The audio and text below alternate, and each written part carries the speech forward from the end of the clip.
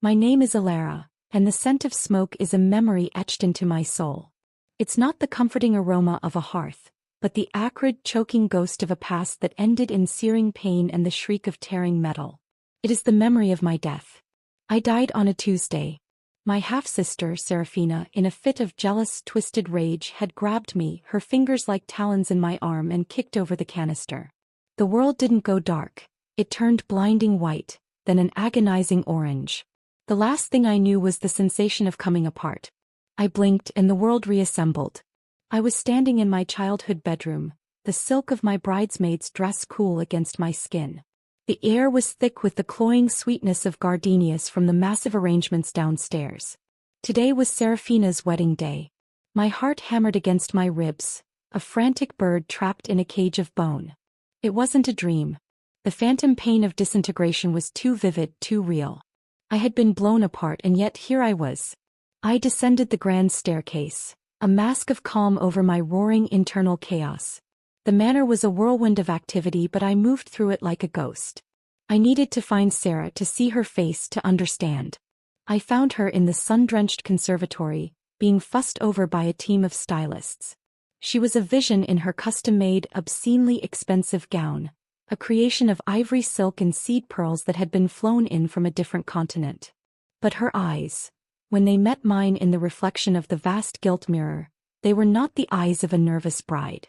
They held a cold, calculating gleam, a knowledge that far exceeded her 22 years. A smug, vicious little smile played on her perfectly painted lips.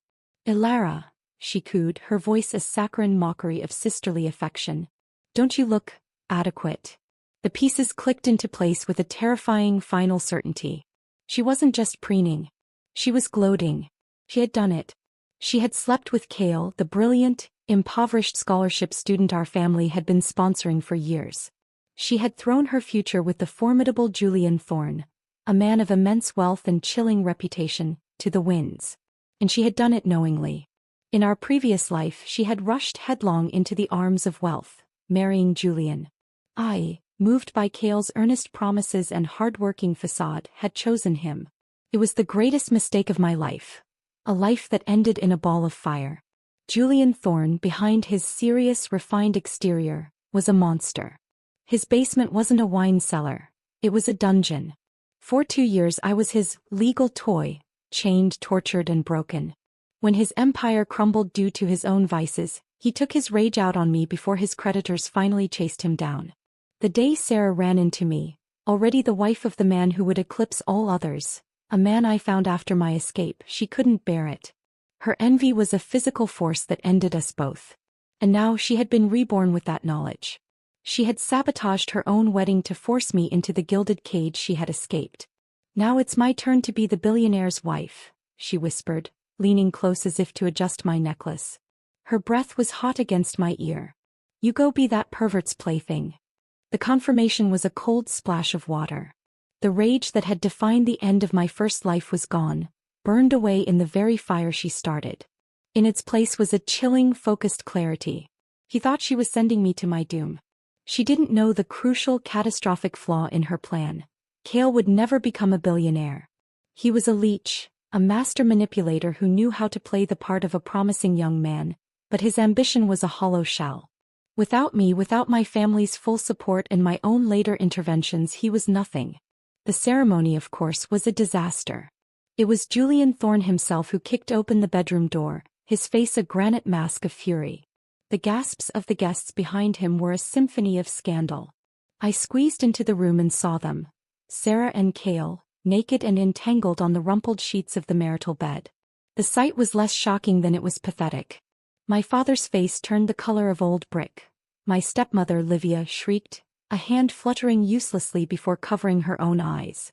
The aftermath was a blur of hissed arguments and panicked whispers.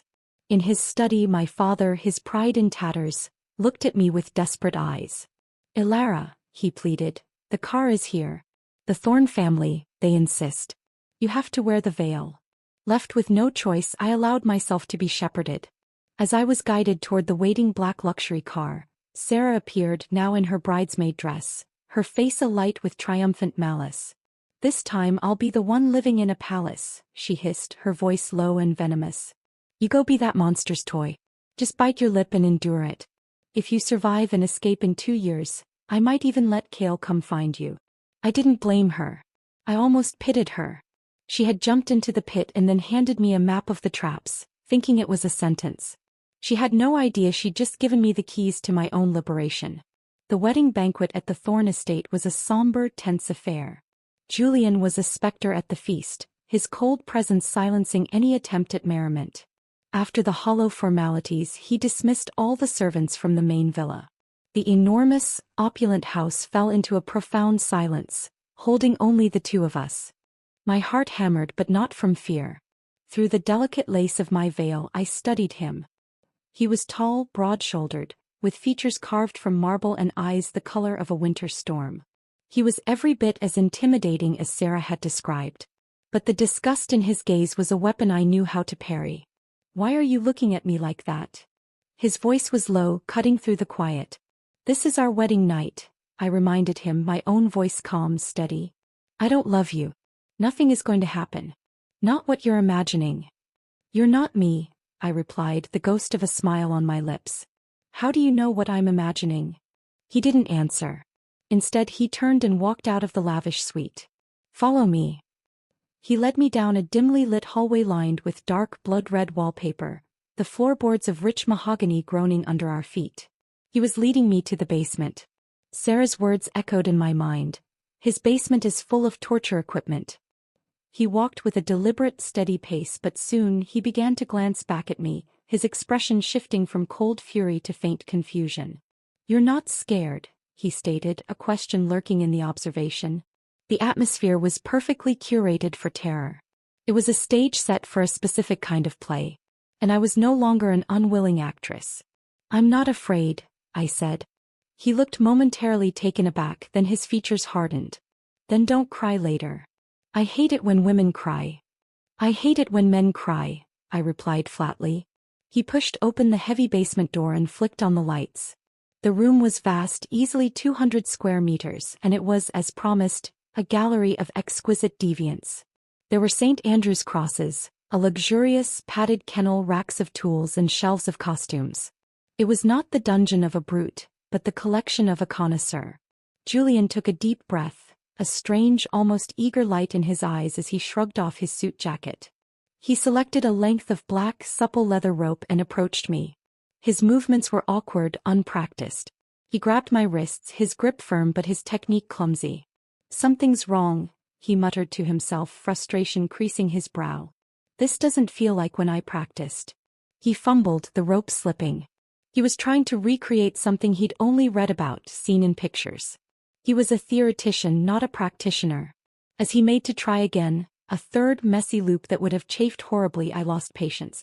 In one smooth, practiced motion I twisted my arms, broke his clumsy hold and seized his wrists. The shock on his face was utterly priceless. You're doing it wrong, I said softly, my voice a low murmur in the quiet room. Here, let me show you. Under his stunned, wide-eyed gaze, I wrapped the rope around his wrists with precise, efficient movements. The knots were firm, secure but not cruel. I finished with a neat, elegant bow. He stared at his bound hands, then at me. Why do you know how to do this? Who doesn't have a few hobbies when they're young? I smiled. What kind of girl has this as a hobby? He breathed, a mix of outrage and fascination in his voice. Let me go. You don't have the right to treat me like this. I turned to the wall, my eyes scanning the array of tools. I selected a blindfold of black silk. You'll know soon enough whether I have the right. I slipped the sash over his eyes, plunging him into darkness. His breath hitched. With his primary sense taken away, the rest would become heightened, every touch, every sound amplified. He stood rigid for a moment, then began to struggle in earnest, but my knots held fast. I leaned close, my lips brushing the shell of his ear. Stop struggling, I whispered. Just enjoy it. Later he was the one curled in the corner of the plush basement divan, crying. Not tears of pain but of overwhelmed, shattered sensation. The carefully constructed fortress of his control had been breached not by force, but by a superior understanding of the very game he thought he was master of. The next day at the family return banquet, Julian sat stiffly under the blazing sun, a high-necked cashmere sweater doing a poor job of hiding the faint marks on his throat. His face was a thundercloud. My father pulled me aside, his voice low with concern. "He didn't give you a hard time, did he?"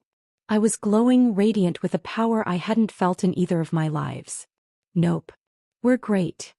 My stepmother, Livia, glanced from my vibrant face to Julian's stormy one. "You look wonderful, darling, but he doesn't seem quite himself." I looked at Julian and called out, my voice sweet but carrying an undeniable edge of command. "Darling, come sit with me." He let out a derisive snort, but his legs, as if moving of their own accord, carried him to the seat beside me. I patted his thigh. "See? Isn't he behaving well?" His muscle twitched under my hand, but he didn't pull away. He even, subconsciously, leaned into the contact. My father and Livia were dumbfounded. This was not the same man who had looked ready to devour them whole just yesterday. Over lunch I learned that my father, in his fury, had cut off both Cale's funding and Sarah's credit cards. Livia, ever the enabler, whispered to me, "You were always closer to Cale. Can you help me get in touch? I just want to send Sarah a little something."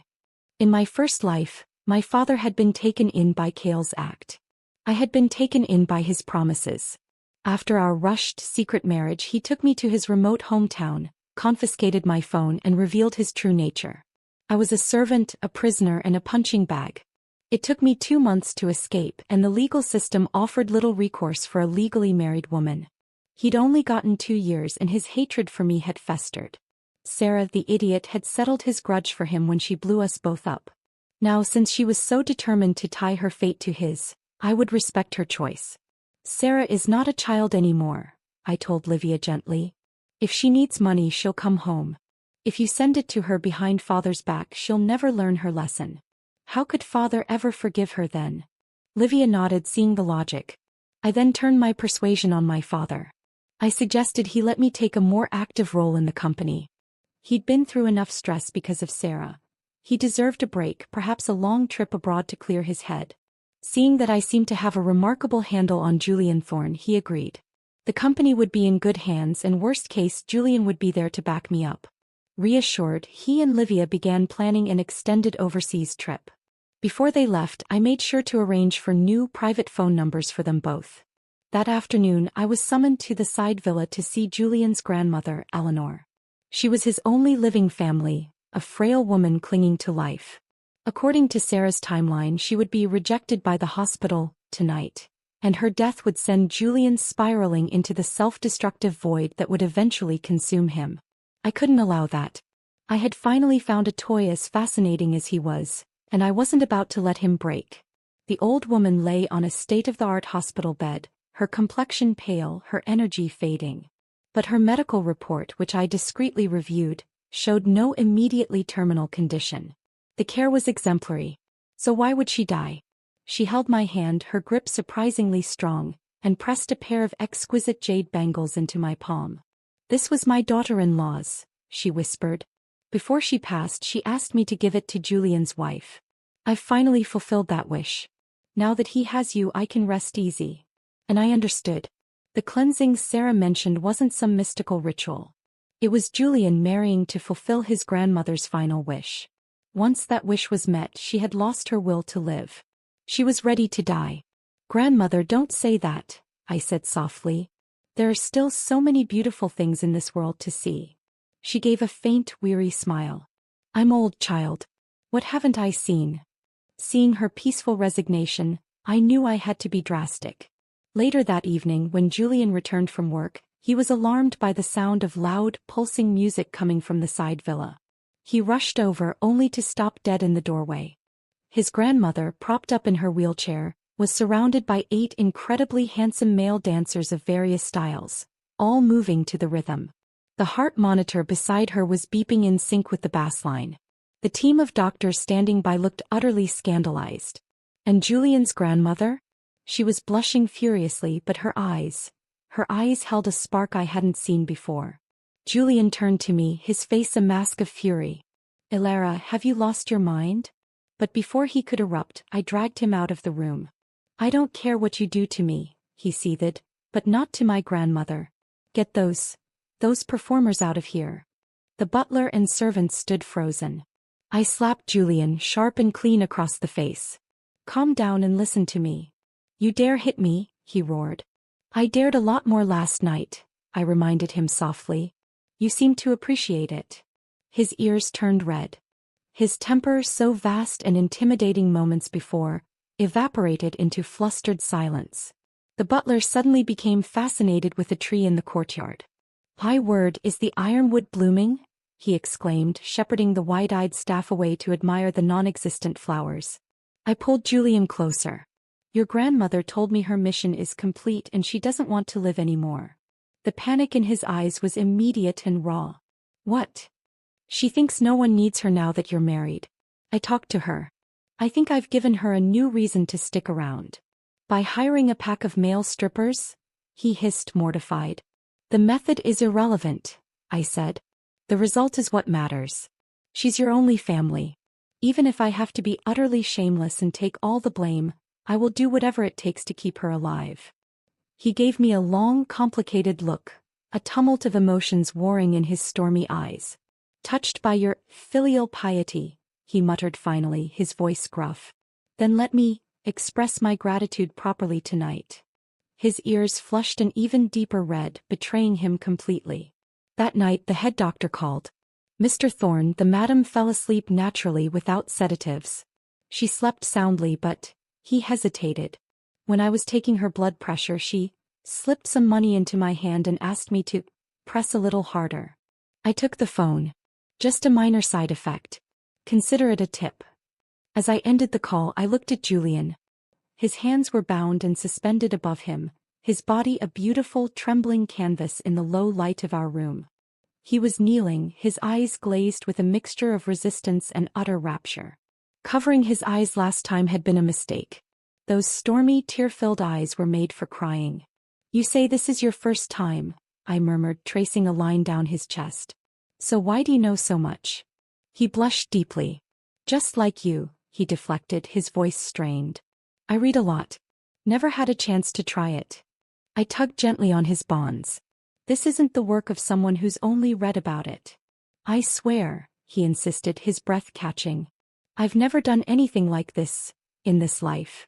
The phrase hung in the air between us, loaded and strange. In this life. He knew.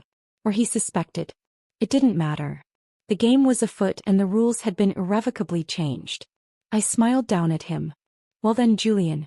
Let's begin your education." The next 6 months unfolded not as a sentence, but as a complex and exhilarating game of strategy and sensation. Julian Thorne, the man feared in boardrooms across the continent, became my most dedicated student and, to my immense satisfaction, my most responsive canvas.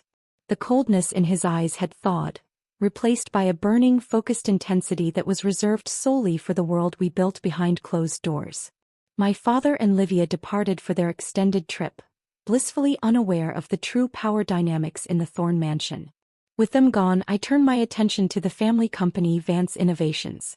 It was a solid, respectable firm, but in my previous life, I had seen it stagnate and be slowly eroded by poor investments.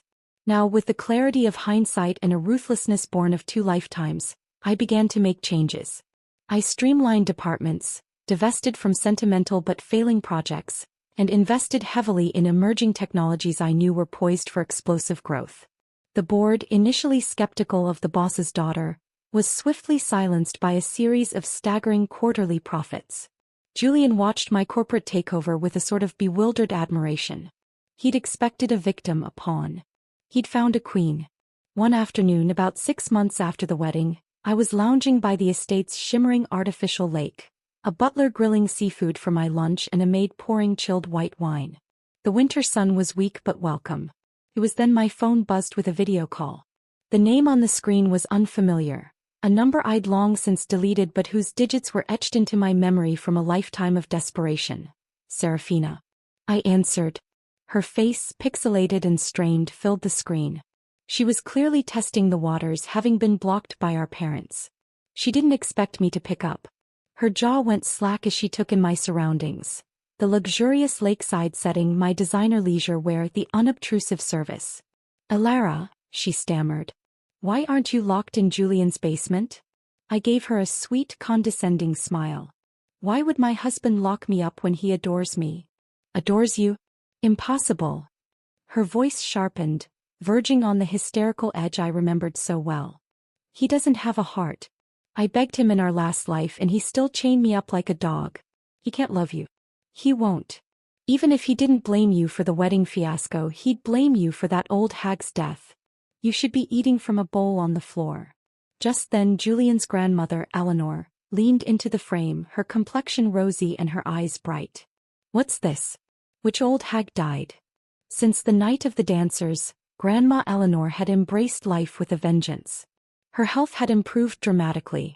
She'd taken up yoga, her posture was now more elegant than mine, and she had two remarkably handsome personal trainers, both over 6 feet tall, who seemed to motivate her in ways medicine never could.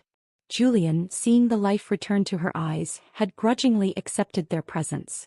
When Sarah saw Grandma Eleanor alive and glowing, her face contorted in disbelief. "This isn't possible," she whispered, her voice trembling. "She's supposed to be dead. She must be a ghost." Grandma raised a perfectly sculpted eyebrow. "How rude. You're the one who looks half dead." He turned to me. "I'm sorry, dear. I thought she was your aunt." I suppressed a laugh. "That's my little sister, Grandma. She married, far away. Things haven't been easy. Her mind isn't what it used to be." Grandma looked at Sarah with pity.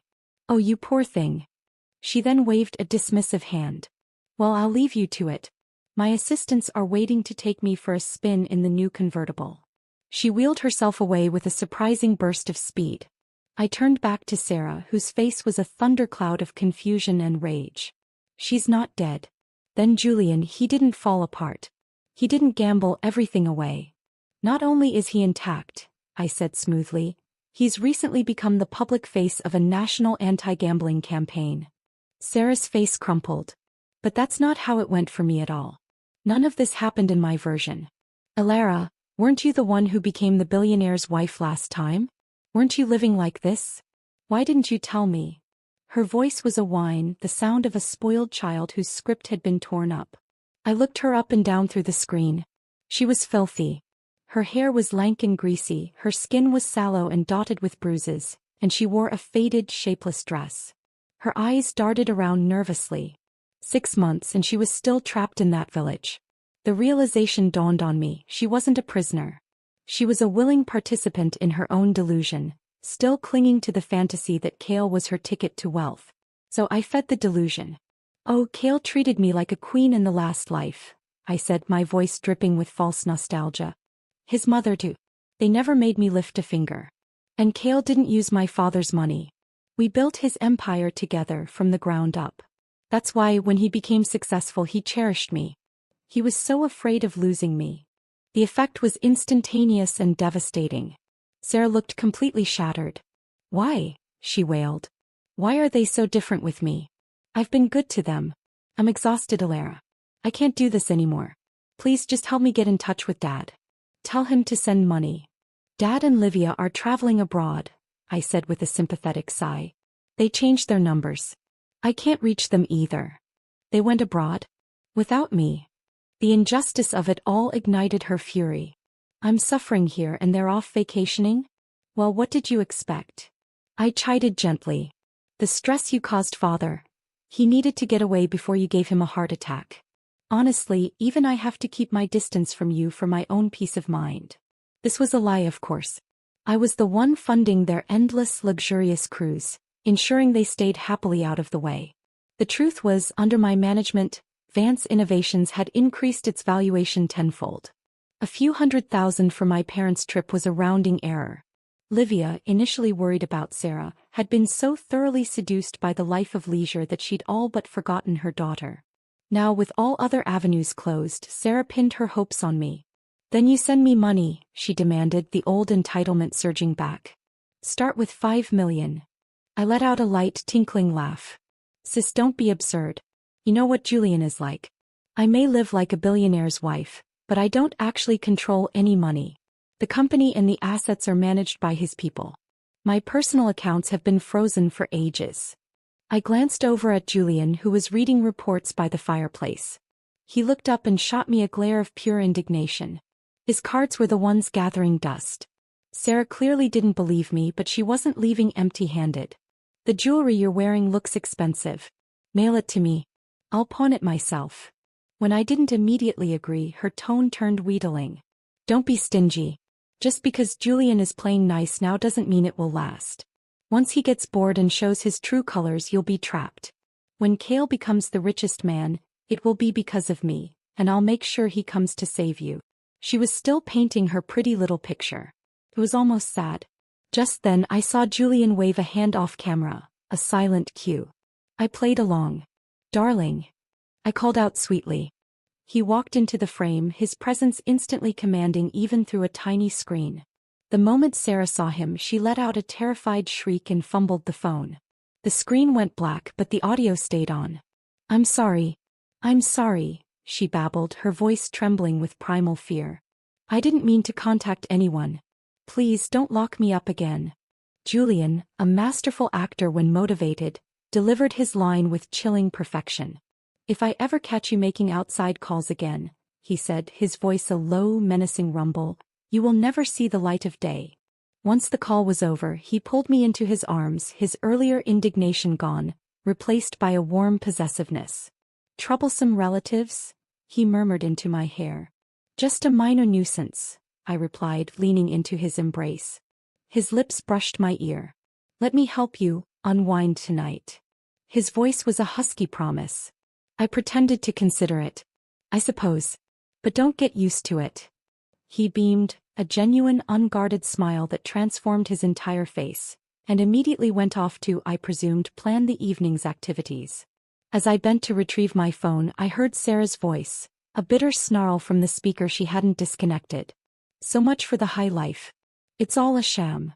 I ended the call and blocked the number. One thing was certain, she wouldn't be coming to me for help again. I made a mental note to instruct all household and company staff that if a woman matching Sarah's description, disheveled and desperate, ever appeared, she was to be escorted from the premises immediately. A few moments later, my phone buzzed again with a news alert. The financial section reported that a small, promising tech startup I had heavily invested in had just been acquired for a sum that tripled my initial stake. I smiled. Sarah was chasing a phantom billionaire in a dirty village, while I was quietly building a real empire of my own. The irony was richer than any fortune Cale could ever have dreamed of. The seasons turned, and with them the dynamics within the Thorne estate solidified into a new, unshakable normal. Julian, the feared titan of industry, had become a man quietly, fervently devoted to a single, private obsession: me. The vast, cold house now felt like a sanctuary, its halls echoing not with silence, but with the subtle, charged energy of our shared secret life. He was a brilliant, eager student, and I, his exacting tutor. One evening, as a fire crackled in the library hearth, I found myself watching him. He was engrossed in a report, his brow furrowed in concentration. The image was so serene, so domesticated, that a strange, unfamiliar thought wriggled into my mind. It had been over half a year. We had been intimate with a frequency and intensity that left us both breathless. And I had never once taken precautions. The thought had simply not occurred to me, lost in the whirlwind of reclaiming my power and reshaping my destiny. Julian, I began, my voice cutting through the comfortable silence. He looked up, his stormy eyes instantly soft and focused on me. It's been months. I haven't been careful. Maybe we should get checked. To be sure everything is in order. The change in him was instantaneous and profound. The softness vanished, replaced by a shuttered, guarded look. His jaw tightened. No, he said, the word final and sharp as a sliver of ice. There's no need for that. I studied him, my head tilted. His reaction was too swift, too absolute. No need. Aren't you the least bit curious? He narrowed his eyes, a flicker of something dark, fear perhaps, in their depths. I said no. Before I could press further, he stood, abruptly ending the conversation. I'm tired. I'm going to bed. He left the room, his posture rigid. So confident, so evasive. He was hiding something. The certainty of it settled in my gut. The next day I went to see Grandma Eleanor. She was in the sunroom, being gently guided through a yoga pose by one of her handsome assistants. I waited until she was finished and sipping her green tea. Grandma, I started, choosing my words carefully. I had a strange conversation with Julian last night. About children. She set her cup down with a delicate clink, her expression turning serious. Oh. I just wondered about the Thorne family line. It's just him, isn't it? Her face softened with a profound sadness. Yes, dear. Only one son per generation for as long as anyone can remember. It's a heavy burden. She reached out and patted my hand. If it ends with him, I don't know how I'll face his grandfather, his parents. A determined light came into her eyes. Within hours she had mobilized her considerable influence. By that afternoon, over a dozen of the country's top male fertility specialists were assembled in the main drawing room for what had been billed as a general wellness consultation for Julian. When he arrived home and was ushered into the room, his face darkened into a thundercloud of pure, unadulterated fury. I watched from the doorway as he took in the scene. The doctors, their equipment, his grandmother's hopeful, anxious face. "What is the meaning of this?" he growled, his voice low and dangerous. "It's just a checkup, dear," Eleanor said, her voice wavering slightly. "Get out," he said to the doctors, his tone leaving no room for argument. "All of you, get out of my house." The specialists, sensing the volcanic eruption brewing, scrambled to pack their things and fled. Julian stood in the center of the room, his chest heaving, his fists clenched. He finally turned his furious gaze on me. "This was your doing," he accused. "I didn't deny it. I just want to understand, Julian. Why the absolute refusal?" Cornered, with no escape, the truth finally tore out of him. "Because I already did it," he shouted, the words raw and painful. "Right after the wedding, on that business trip to Zurich. I had a vasectomy." The air left the room. Grandma Eleanor gasped, her hand flying to her mouth. I just stared at him, stunned. "My mother died bringing me into this world," he said, his voice dropping to a tortured whisper. "She bled out on the delivery table. I watched the light leave my father's eyes that day and it never returned. I will not risk that with you." He looked at me, his eyes full of a desperate, fierce love that stole my breath. "I won't be the reason you leave me." My heart, that cold, calculated organ I had so carefully armored, softened. "Just a little. What if I told you I'm willing to take that risk?" I asked, my voice gentle. He shook his head, his expression grim. "Well, I'm not." This idiot was so terrified of loss he was willing to let his bloodline die with him. "I'm ordering you to have it reversed," I said, the command clear in my tone. "I like children. A child with our genes would be extraordinary. I want to see it." "You could suffer," he whispered, his voice cracking as he reached for my hand, clutching it like a lifeline. He looked as if I were already on the precipice of death. "But you'll be with me," I said, turning my hand to lace my fingers with his. "You won't let me suffer, will you, Julian?" He hesitated, a war raging behind his eyes. Finally, he mumbled, "Let's wait 2 more years." I raised an eyebrow. "Wait for what?" "I'll establish a research institute," he said, completely serious. "We'll fund the top minds in reproductive science. We'll pioneer male pregnancy. Once the technology is mature and safe, I'll carry the child." I was speechless. I stared at him, this formidable, powerful man willing to undergo a medical miracle, or a nightmare, just to keep me safe from a hypothetical danger. "Aren't you afraid something would happen to you?" Finally managed. He shrugged, a gesture of utter, reckless self-sacrifice. "If it does, it's fine. I'll make a will. I'll leave all my shares, the entire empire, to you. You've done a brilliant job with your father's company. I know you can handle mine. Just, please take care of Grandma." I couldn't take it anymore. All I had asked for was one single sperm cell, and he was drafting his last will and testament. It was the most dramatic, over-the-top, and utterly sincere declaration I had ever witnessed. "Fine," I sighed, a wave of exasperated affection washing over me. "I'll just find someone else to father my baby then. I'm sure there are plenty of willing candidates."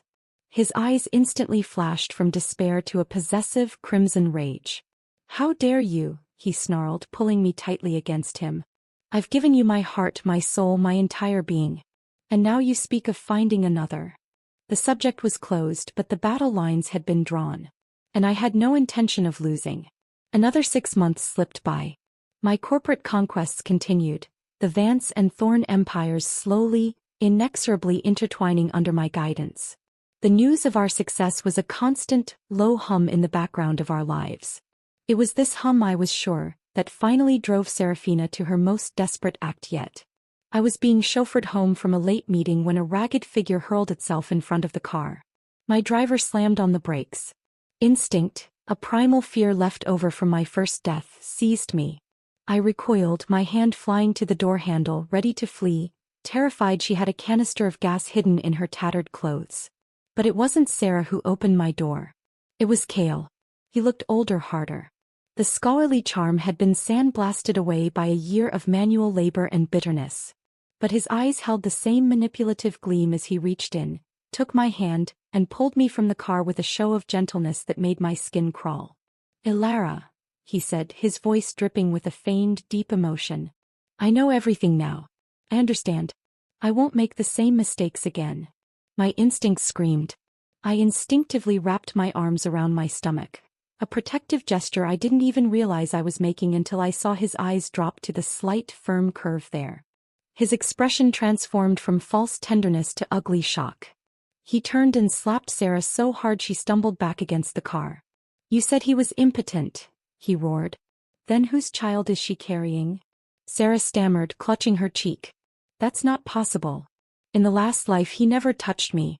He had no interest. Wasn't it because he couldn't?" Cale's rage was a physical force. He pointed a shaking finger at me. "So you cheated? You whore." These two idiots, I thought, almost amused by their chaotic, predictable drama.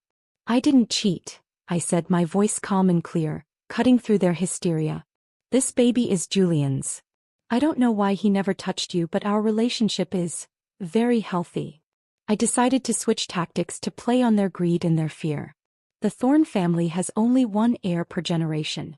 Julian values this child more than anything in the world. If you two want money, fine. Use this situation.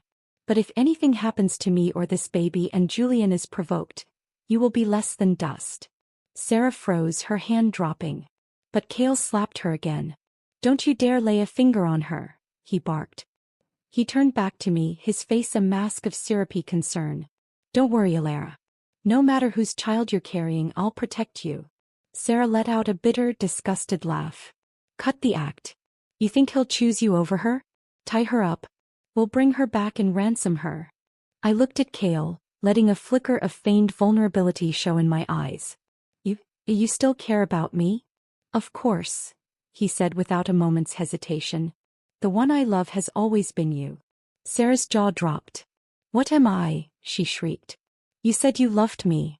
Cale raised his hand again and Sarah flinched, ducking her head and covering it in a conditioned response of pure terror. He glanced around, then lowered his voice. "Lisa, I'm taking you home."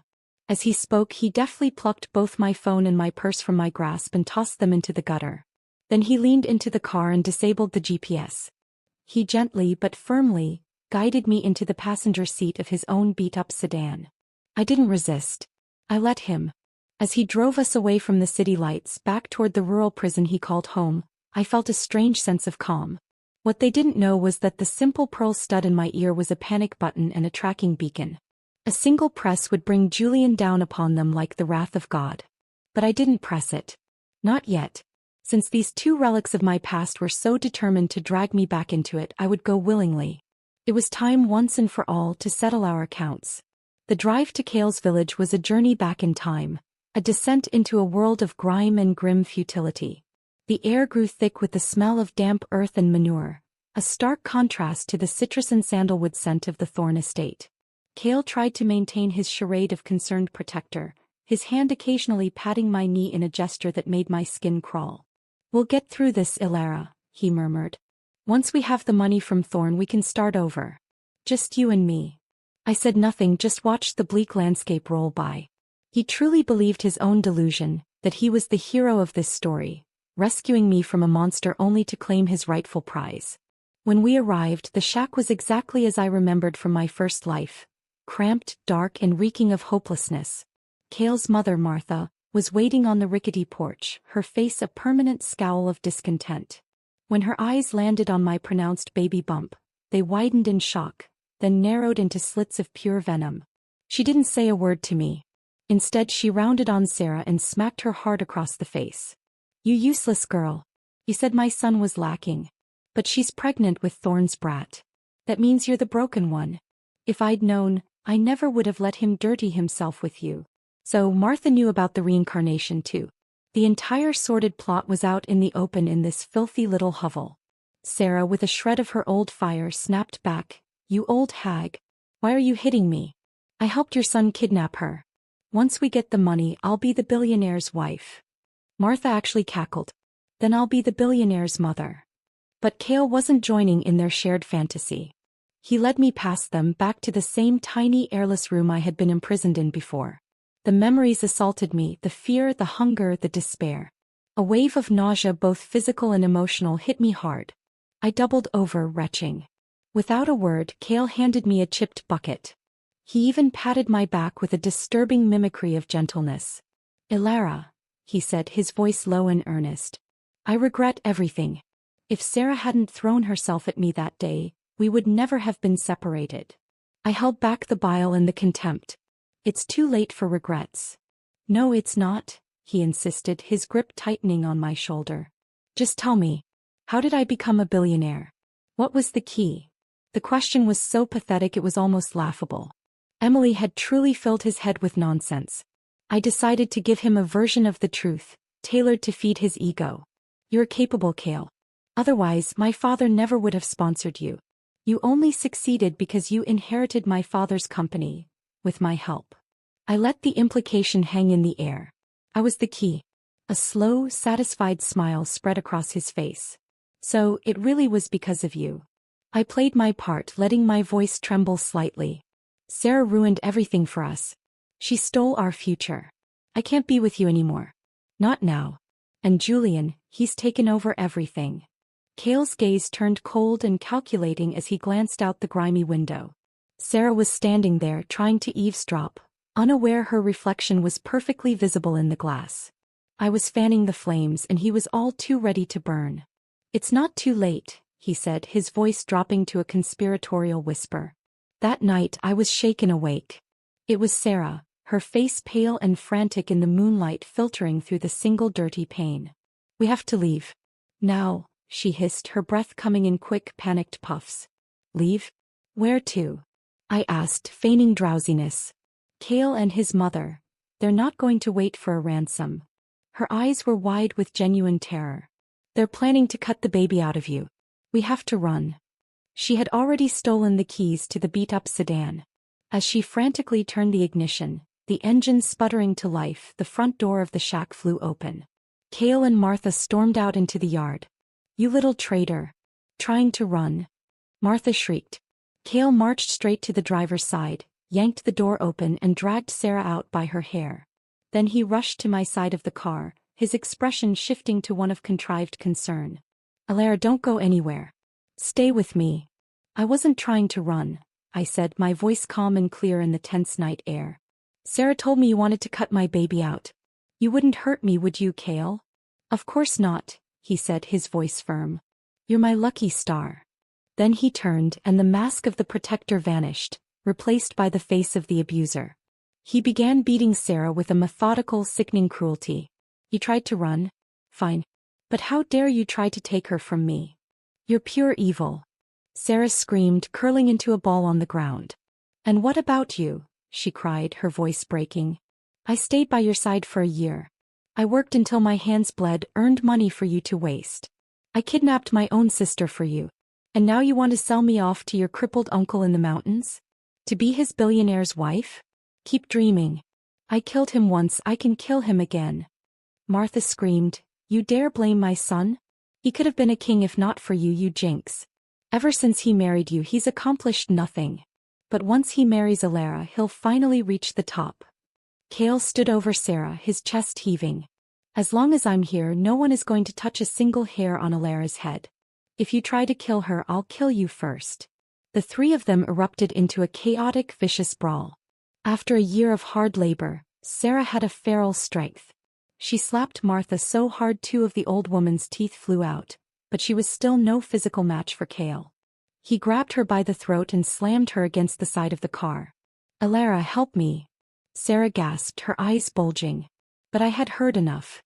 I'd heard their plans, their betrayals, the sheer pathetic ugliness of it all. "He never loved you," Sarah choked out, her gaze fixed on me. "He just wanted to use you to get your family's company. Once he had it, he was going to get rid of the baby. If you survived, maybe you were his lucky charm. If not, tough luck." "Don't listen to her, Alara," Cale pleaded, his grip tightening. "She's just trying to turn you against me. I never wanted to hurt you. I just didn't want the baby. I thought we could trade it to Thorn for your family's company. Then we could have our own children later." "Oh," I replied, my voice dangerously calm. "Then you'll need to divorce Sarah first." Sarah laughed, a bitter, broken sound. "Keep dreaming. Then die," Cale growled. He began to choke her in earnest. Her face turned purple, her struggles growing weaker. It was time. As Sarah faced true death, her survival instincts kicked in.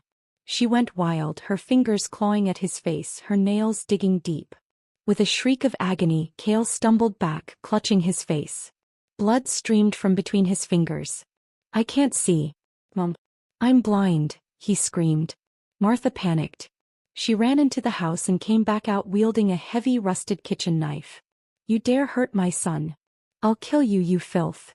Sarah, thinking quickly for the first time in either of her lives, scrambled into the car.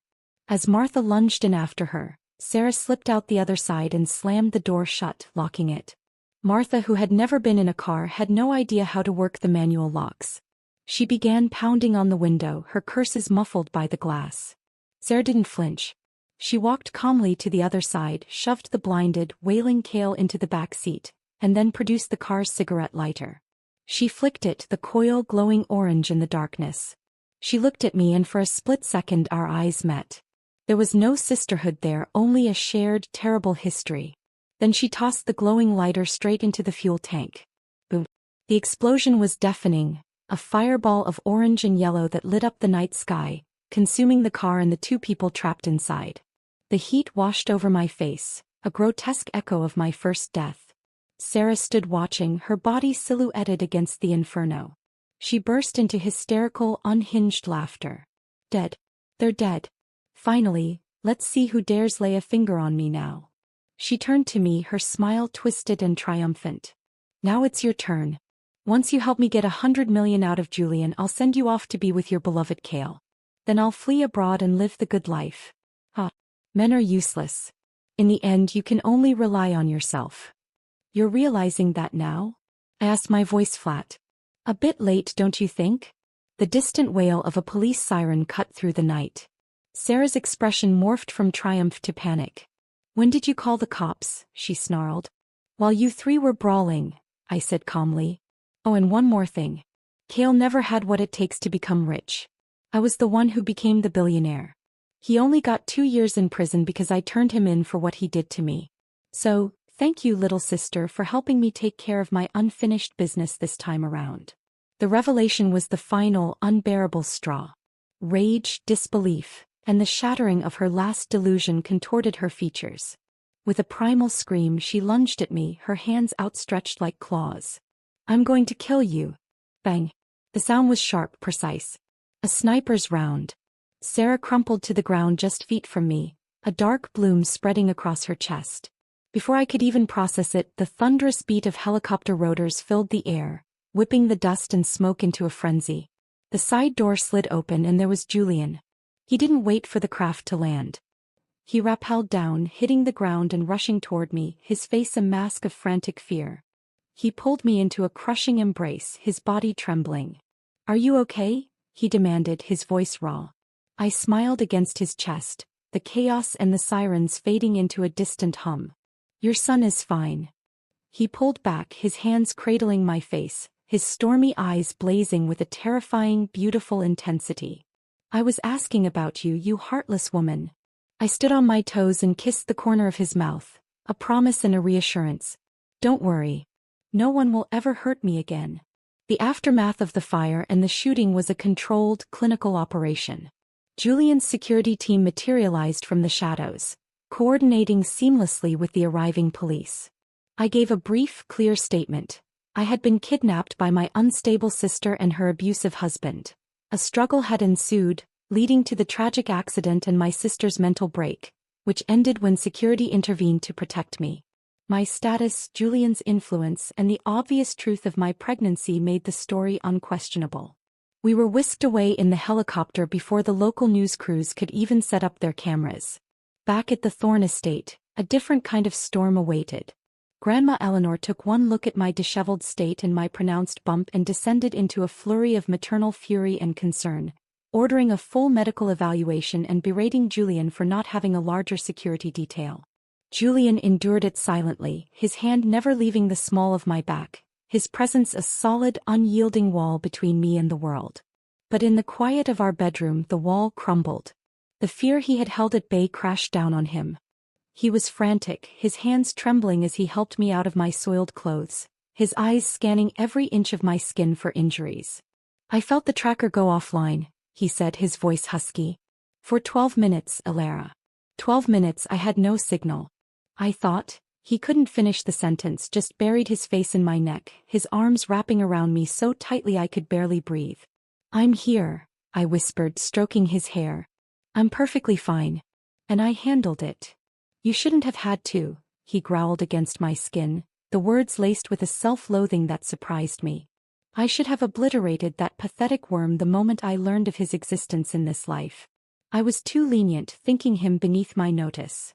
This was a new side of Julian, not the controlled dominant or the eager submissive, but a raw, vulnerable man shaken by the near loss of something he cherished. It was more intoxicating than any power play. The next 5 months were a study in surreal domesticity. Julian became my shadow. He worked from home, his office relocated to the suite adjacent to mine.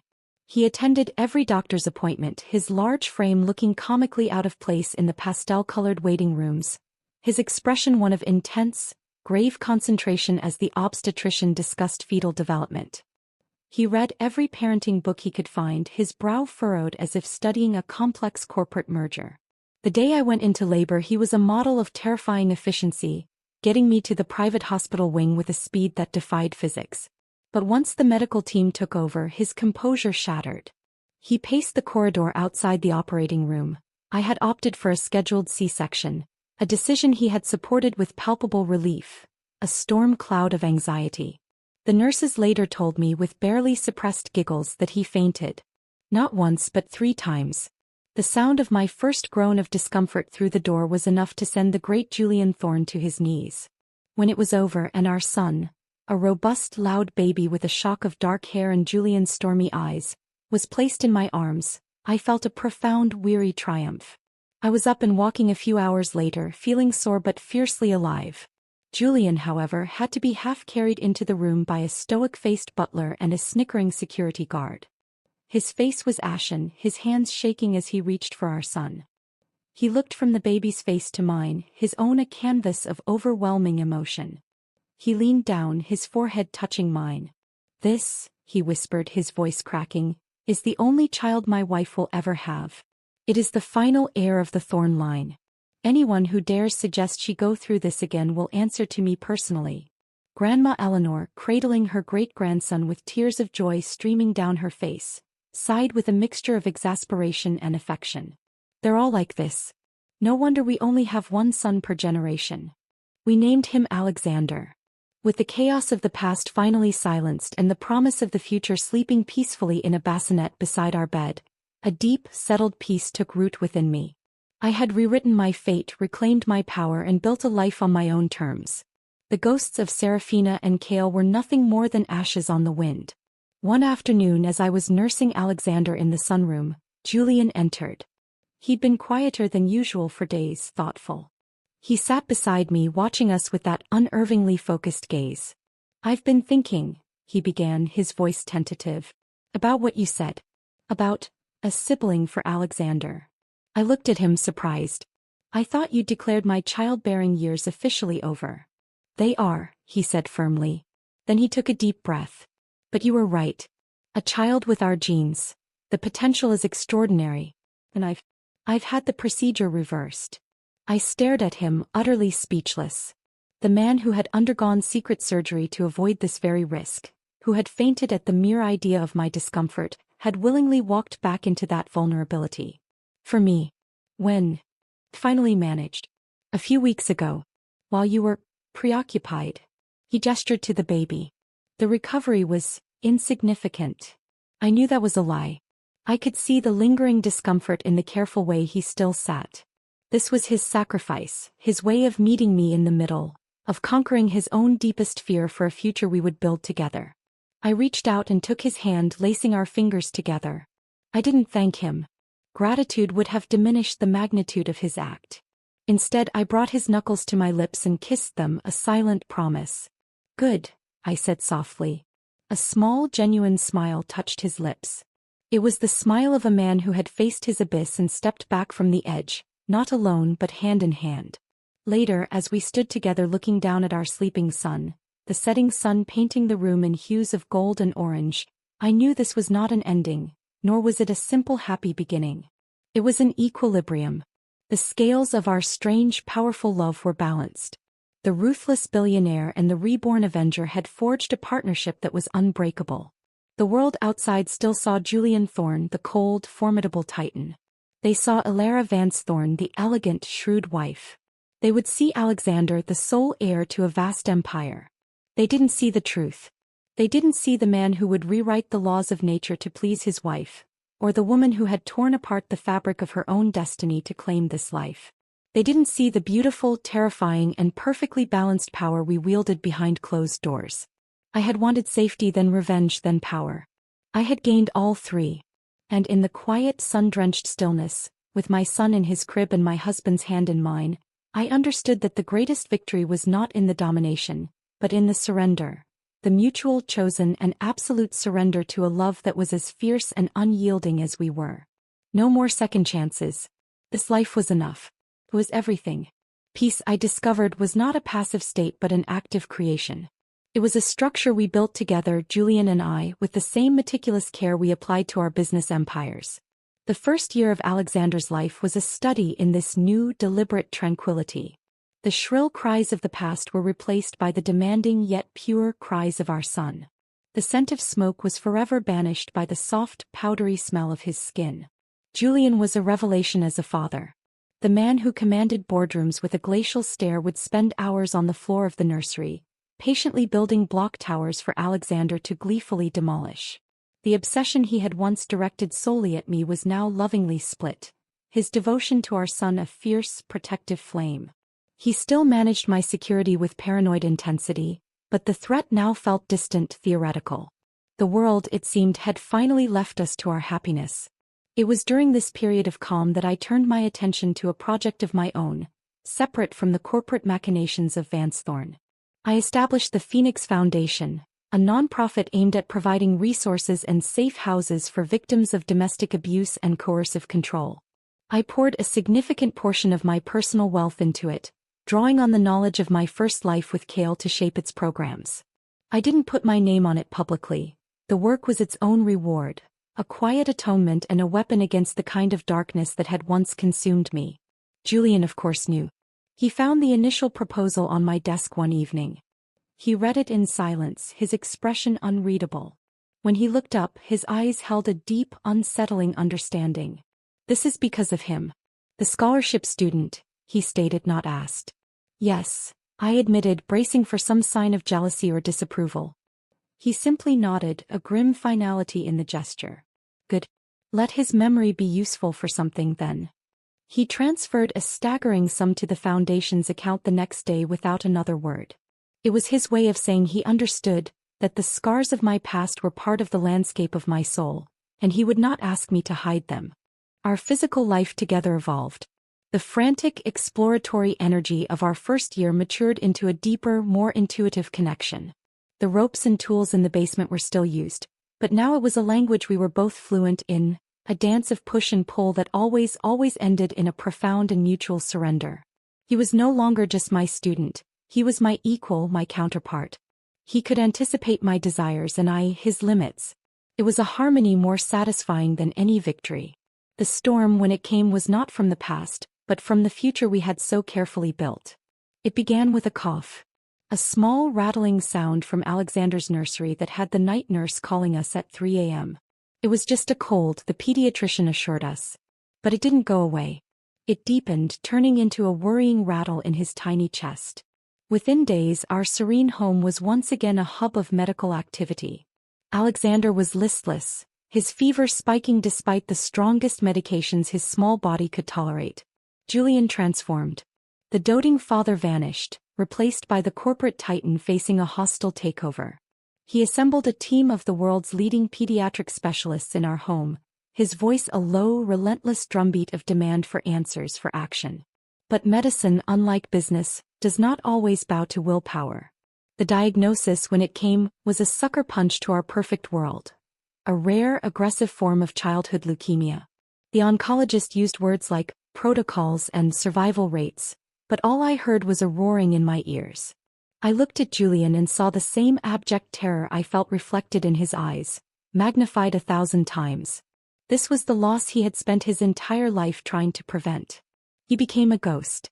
He spent days and nights at the hospital where Alexander was admitted, his face a haggard mask.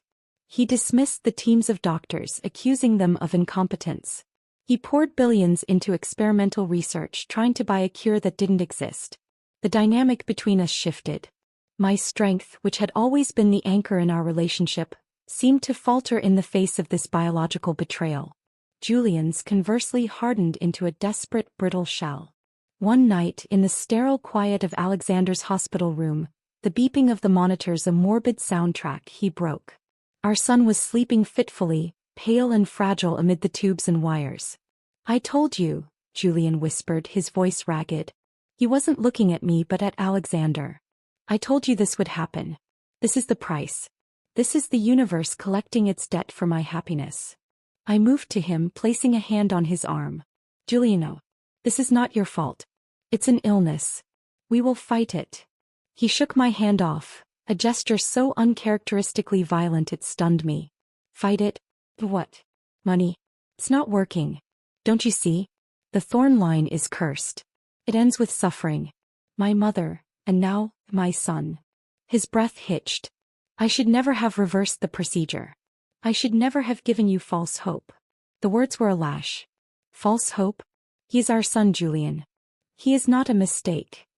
He is a target," he roared, then immediately lowered his voice, glancing at the sleeping child. "He is a vulnerability I created. The one thing that could truly destroy me." He looked at me, his eyes hollow. "And you." It was the grief talking, the terror. I knew that. But it carved a fresh wound nonetheless. In his darkest moment, he was retreating to the fortress of his isolation, seeing the love we had created as a strategic weakness. The following weeks were a hellish blur. Alexander underwent his first round of chemotherapy. It was brutal, savaging his tiny body. I spent my days by his side, reading him stories, singing softly, my heart breaking with every whimper. Julian was there, but he was a statue, his face a rigid mask, his interactions with the medical staff growing colder and more demanding. The breaking point came during a meeting with the lead oncologist. Julian was systematically dismantling the man's treatment plan, his questions sharp and accusatory. "The success rate is unacceptable," Julian stated, his tone leaving frost on the glass walls of the consultation room. "You are treating my son with a blunt instrument. I want alternatives. I want the next generation therapies, the ones still in trials." "Mr. Thorne," the doctor said, his patience wearing thin, "we are following the best established protocol for this specific mutation. Alexander is stable. We must be patient." "Stable is not cured," Julian bit out. "Stable is waiting to die. I will not have my son be a statistic in your mediocre study." I'd had enough. "Julian," I said, my voice quiet but firm. "That's enough." He turned his furious gaze on me. "Enough? You would settle for stable? You would let them do this to him? They are saving him." I stood, my own composure fraying. "This is not a boardroom you can intimidate. This is science and it takes time. Your rage is not helping him. It's only frightening everyone, including me." The moment the words left my mouth, I saw him flinch. I had never admitted to being frightened of him before. Not in this life. The fight went out of him. The corporate titan deflated, leaving behind a terrified, exhausted man. He looked from my anguished face to the doctor's resigned one, and then back at the chart outlining his son's painful treatment. Without another word, he turned and walked out of the room. I didn't see him for the rest of the day. The hospital staff tiptoed around me. That night, as I sat alone by Alexander's bed, holding his small, feverish hand, I felt a loneliness so profound it was a physical ache. I had faced down a vengeful sister, a manipulative husband, and a monster. But I didn't know how to fight this enemy, and for the first time it felt like I was fighting it alone. The peace we had built had been an illusion. The storm was here, and it was threatening to shatter the very foundation of our world, not with violence from without, but with a slow, creeping despair from within. Julian's absence stretched through the night. The silence in the hospital room was broken only by the rhythmic beeping of the monitors and Alexander's labored breathing. The loneliness was a cold weight in my chest. I had miscalculated. I had believed our bond, forged in fire and dominance, was unbreakable. But I had not accounted for this particular enemy, a foe that could not be intimidated, outmaneuvered, or bound. Just before dawn, the door whispered open. He stood there, silhouetted against the dim hallway light. He looked ravaged, his clothes rumpled, his eyes shadowed with a despair so deep it seemed to swallow the light. He didn't speak. He just walked to the other side of Alexander's bed and stood staring down at our son. His hands, usually so sure and commanding, hung limply at his sides. "I went to the research institute," he said, his voice a hollow echo. "The one I started for male pregnancy." A bitter, self-mocking smile touched his lips. "I thought if I could throw enough money at them they could magic up a cure. They showed me their work. It's brilliant, years ahead of its time. And utterly useless to us right now." I remained silent, letting him talk, letting the poison drain. "I have spent my entire life building walls," he continued, his gaze fixed on Alexander. "Fortresses of money, of power, of control. To keep the world out. To keep loss out. I thought I had succeeded. And then you," he finally looked at me, his eyes gleaming with unshed tears. "You scaled every wall without even trying. You didn't conquer the fortress. You made it a home. And I let you. I welcomed you in." He took a shaky breath. "And then we built this perfect tiny person. And he became the heart of the fortress, the one thing I could not protect with money or threats. He is the vulnerability I willingly, joyfully created.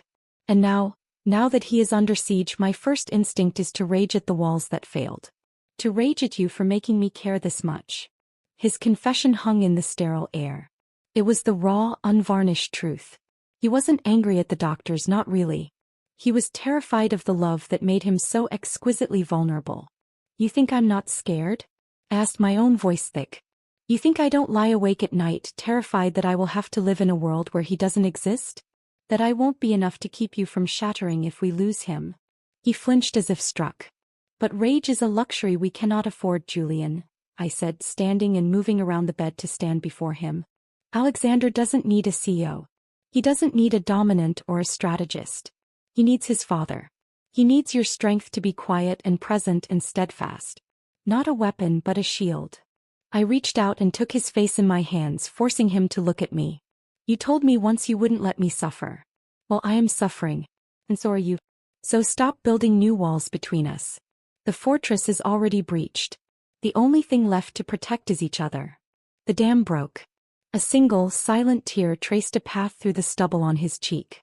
Then another. He didn't sob, but the quiet, shuddering release was more devastating than any outburst. He leaned forward, his forehead resting against mine, his hands coming up to clutch my wrists. "I don't know how to do this," he whispered, the admission costing him everything. "We learn," I said softly. "Together." That moment marked a turning point. Julian didn't magically transform into a placid, accepting figure. The fear was still there, a constant, grim companion. But he stopped fighting the medical team. He began to listen, to ask questions instead of issuing demands. He still transferred obscene amounts of money into research, but now it was focused, collaborative. He found his own way to be present. He learned how to carefully hold Alexander through the maze of 4 lines. He read him stories in a low, steady voice that seemed to soothe our son more than any lullaby. He became an expert at the mind-numbing, essential tasks, tracking medication schedules, monitoring fever spikes, ensuring I ate and slept. Our dynamic shifted once more, but this time into something deeper, more profound. The power exchange that had defined our relationship receded, replaced by a partnership of pure, gritty endurance. We were two soldiers in the same trench, taking turns standing watch, sharing the weight of a fear too heavy for one person to carry. The chemotherapy was a brutal marathon. There were terrifying nights of spiking fevers and septic scares. There were small, precious victories. A day without nausea, a fleeting, genuine smile from Alexander. We celebrated them with the fervor of a major corporate acquisition. Through it all, the Phoenix Foundation continued its work. I managed it from the hospital room, a bittersweet reminder of a world where survival was possible, where lives could be rebuilt. It was my own small act of defiance against the chaos. After what felt like an eternity, the end of the first, most intensive phase of treatment arrived. Alexander was weak and thin, his head bald, but the cancer was in remission. The word itself felt like a benediction, a fragile gift. The day we were allowed to bring him home was overcast, but it felt like the sun was shining directly on us. Julian carried Alexander, wrapped in a soft blanket, across the threshold of the estate as if he were carrying the most priceless, fragile treasure in the world. Grandma Eleanor was waiting, her face streaked with tears, her assistants discreetly absent. We settled Alexander into his crib. He fell asleep almost instantly, exhausted but safe in the familiar, quiet comfort of his own room. Julian and I stood side by side, watching him sleep. The silence between us was no longer lonely, but shared, a quiet monument to the battle we had endured. He turned to me, his eyes clear for the first time in months. The storm had passed, and while the landscape was scarred, it was still standing. "I was wrong," he said quietly. "He is not a vulnerability. He is the source of all my strength." He took my hand, his grip firm and sure. "And so are you." The crucible of our son's illness had not broken us. It had tempered us.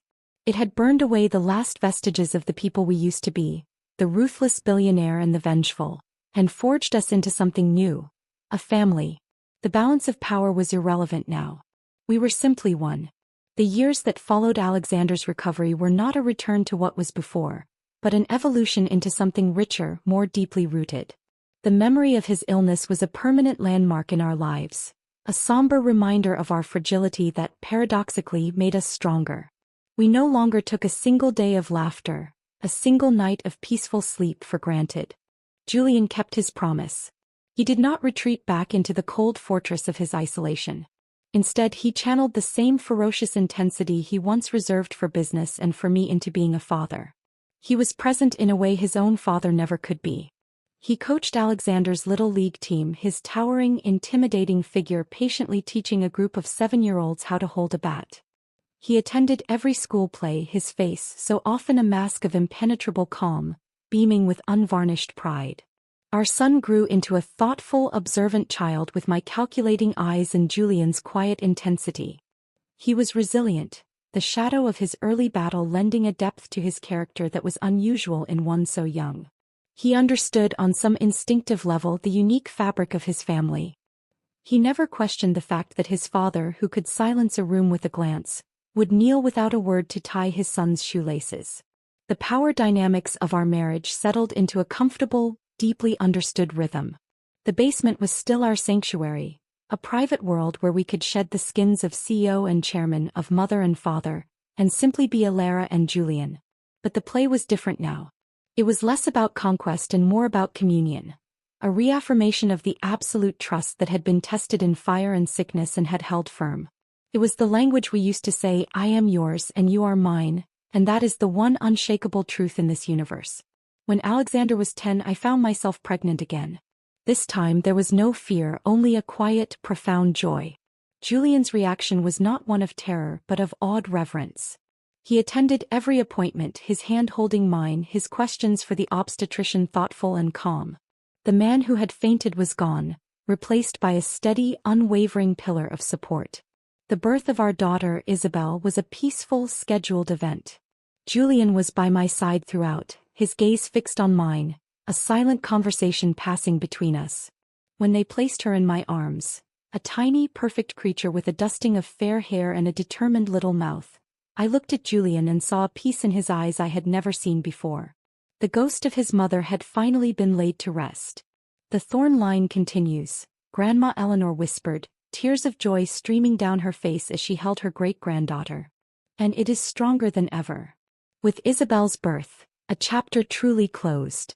The last echoes of my first life, the lingering embers of resentment and the need for vengeance, were extinguished. I was no longer the woman who had been wronged, reborn to set the score right. I was simply Elara Vansthorn, a mother, a wife, a powerhouse in the business world and a quiet philanthropist. The Phoenix Foundation had grown into a formidable force, saving countless lives from the kind of darkness I had known. That was my real revenge, not on individuals but on the very circumstances that created them. One autumn evening, with the leaves turning to fire outside the windows, we sat as a family in the library. Alexander, now a serious teenager, was helping a giggling Isabel with her homework. Julian and I sat together on the sofa, his arm around me, my head on his shoulder. It was a scene of such ordinary, profound contentment that it almost brought tears to my eyes. "I have a question," Alexander said, looking up from Isabel's math book. His tone was carefully casual, the one he used when he was about to ask something significant. "Yes, my love," I said.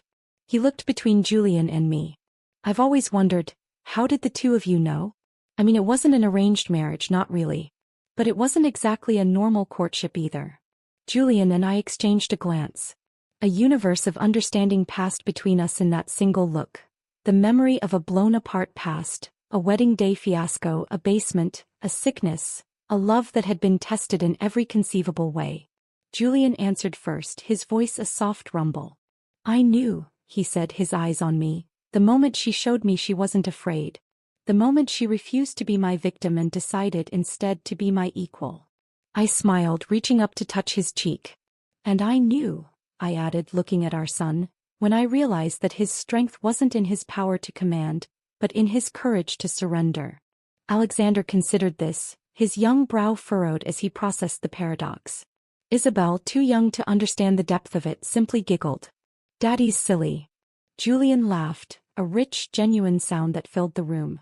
He leaned over and scooped her up, kissing her cheek. "Yes, I am, my darling. For your mother, I am very, very silly." Later, after the children were asleep, Julian and I walked through the moonlit gardens. The air was crisp, the silence between us comfortable and deep. "He asked a good question," Julian mused, his hand finding mine. "He's a perceptive boy. He gets that from you." He stopped, turning to face me. The moonlight silvered his hair and cast his sharp features in soft relief. "Elara," he said, his voice serious now, "I need you to know something. That day in the hospital when you told me to stop building walls, you saved me. You saved all of us." I looked up at him, this man who had been my monster, my student, my partner, and the love of my life. "We saved each other, Julian. That's the only way it works." He nodded, his thumb stroking my knuckles. "I would do it all again, you know. Every moment of pain, every second of fear. To end up here with you with them. Even being blown apart by my sister?" I asked, a wry smile on my lips. "Especially that," he said without a trace of humor. "Because it brought me you. Not the you everyone else sees. The real you. The one who was forged in that fire." He was right. The woman I was now was not the naive heiress of my first life, nor the vengeful of my second beginning. I was a synthesis of all of it. The pain, the power, the love, the loss. I had rewritten my fate not by erasing the past, but by integrating it, by making it the foundation of a future I had chosen for myself. We stood there for a long time under the vast, star-dusted sky, two flawed, powerful people who had carved out a world for themselves. The legacy we would leave was not just the vast corporate empire or the philanthropic foundation. It was this. A love that was as fierce and unyielding as we were, a family built not on blood alone, but on chosen loyalty and hard-won understanding. No more second chances were needed. This life, with all its chaos and its perfect, quiet moments, was not just enough. It was everything. The end.